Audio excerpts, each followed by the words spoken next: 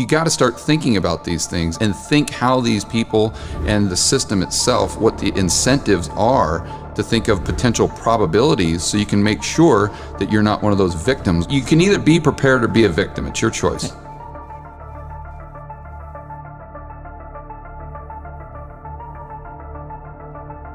If they start to ban cash, if you look at the Banking for All Act, that's basically where we have accounts with the Federal Reserve. If we, the people, all have accounts with the Fed, then there's really no need for the banking system. There is no banking system. There is only one central bank. That's it.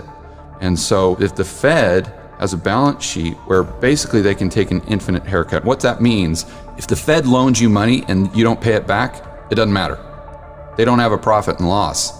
So they can start to distribute money, not to whomever they want, but how they want. So instead of giving you a mortgage based on your credit score or your ability to repay the loan, they can do it based on your social score. Did you wear your mask today? Do you have a vaccine shot? Exactly. Did you cross the street? That's right. Did you bow? There is some disturbing news from China. China's growing network of surveillance cameras makes all of this possible. China's version factors in everything from jaywalking to smoking on trains to buying too many video games. Some people with low scores already being punished, rather, if they want to travel. Nearly 11 million Chinese people can no longer fly, and 4 million are barred from trains. There's massive money printing because the U.S. government is in serious financial trouble. Market participants expecting trillions more in stimulus from both the central bank and Congress. At the same time, governments have enacted record amounts of fiscal stimulus to boost economies stalled by the pandemic.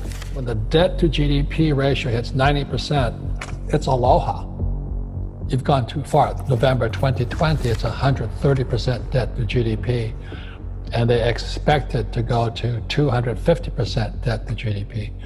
What that means is the U.S. government has to print more fake money. When governments or central banks print money, it doesn't go to everyone in the population equally.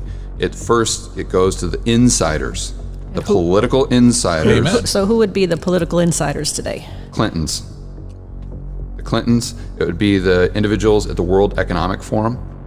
So if you watch any of their videos, you know, they've got this whole big push for a great reset, where they're calling COVID a quote unquote opportunity. Those are their words, not mine. Now is the historical moment, the time to shape the system. We need a great reset. The great opportunity for reset. These are the insiders that are buddy-buddy with the people, the central bankers, who are printing the money. They're closest to it. So they get it, and it hasn't got out into the economy to create inflation in either consumer prices or assets. So their purchasing power, they get the maximum benefit from this money printing, where by the time it gets down to the average Joe, if it ever does, prices have gone up so much that their purchasing power is less than it was before they printed the money in the first place. So in my opinion, and I'm not saying that the quote unquote insiders that we talked about, that group of people, are actually doing this, but if you think about their incentive structure, they would be incentivized for the economy to do poorly and for the economy to actually collapse. They would be incentivized to promote things such as negative interest rates. Because what that does is that destroys the banking system or the economy. The more the economy is destroyed, the more money printing the central banks will do, therefore the richer the insiders get. Which explains why the stock market keeps going up, up, up, even though people have lost jobs, businesses have shut down, the economy is in the toilet, but the stock market still does great. Yeah, you know, Kim, I had a great chart the other day in one of my videos where I showed the Buffett indicator. And if you guys don't know that, that's the market cap of the stock market compared to GDP, right? And the only time that GDP has ticked down was back in 2008, the GFC in this chart I had. And it went down just slightly, but of course the stock market went down by 50%. Now, it's the only time that I've ever seen in history where GDP has collapsed, but the stock market has skyrocketed. Right. It's gone the complete opposite direction. So there is no relationship whatsoever between the stock market and the real economy right now. Quick question, why did Buffett sell his bank shares? And if he knows the global elites are trying to destroy the banking system by pushing negative interest rates, Obviously, Buffett wants nothing to do with that.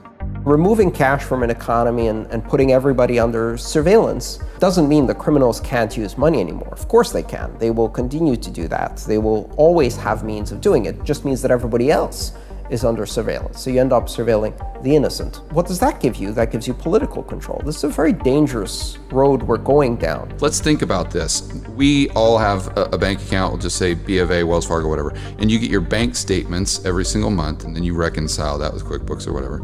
So now if we had a bank account with the Fed, then the Federal Reserve or the government would see every single one of your transactions, especially if there was no cash whatsoever, right? So then every transaction had to go through the Fed or the government. So the amount of power that this would give them is basically unlimited.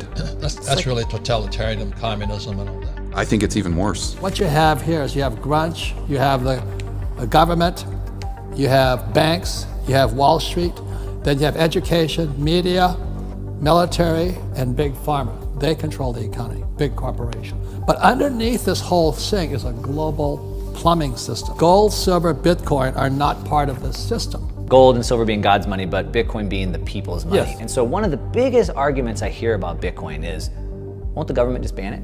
Right? Yeah. So let's think about this, right?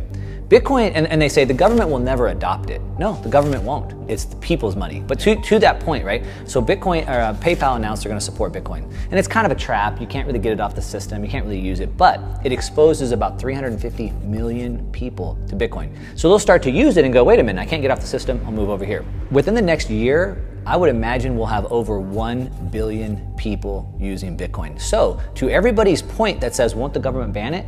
When there's 1 billion people using Bitcoin, the governments aren't going to have much of a choice. I think that's where gold and Bitcoin fit into the equation. I just look at them as two completely separate asset classes with two different purposes, right? I think that gold is there as an insurance policy just to protect your purchasing power.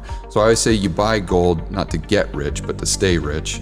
And then Bitcoin is more of a speculation, or you've got some asymmetry there, probably a lot more upside than you have downside. Those are unique assets in that they don't have any counterparty risk. And see, that's very important when you're in the everything bubble. The main thing though is we've got to figure out a way to limit the ability for the central planners to create more currency.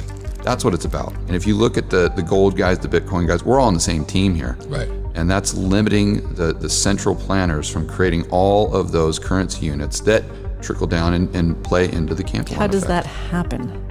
How does that happen? Well, as an example, with Bitcoin, there's only 21 million of them.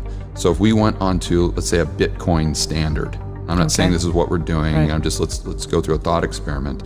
Well, that would prevent the Jerome Powell from coming in and taking his balance sheet from 4 trillion to 7 trillion. That would prevent, and not only that, but see, a lot of people on the left say, oh, well, yeah, that's terrible because we can't do these social programs. But what they forget is it would also make it harder for the governments to go to war because they can't print the money. The only way they could go to war is if they actually tax the citizens first. And so if we're not on board with them going to war, we're like, no, I'm not paying for that. The reason I like gold, silver, and Bitcoin, it's outside the system. It's out of reach of the US government and the US Treasury and things like this. So I love this stuff. I just simply do not trust my government. If you do, save money, save dollars, and have a good life.